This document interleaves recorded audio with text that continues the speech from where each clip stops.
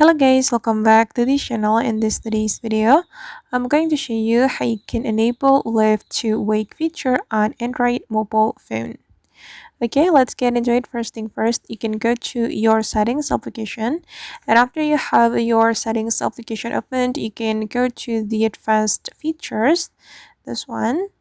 And then here we can click on the motions and gestures, and then if you want to activate the lift to wake feature, we just need to click on this toggle button. And if you don't have this feature on your Android mobile phone, it means that your phone doesn't support the lift to wake feature. And for your information, here I'm using a Samsung Galaxy phone with Android 14.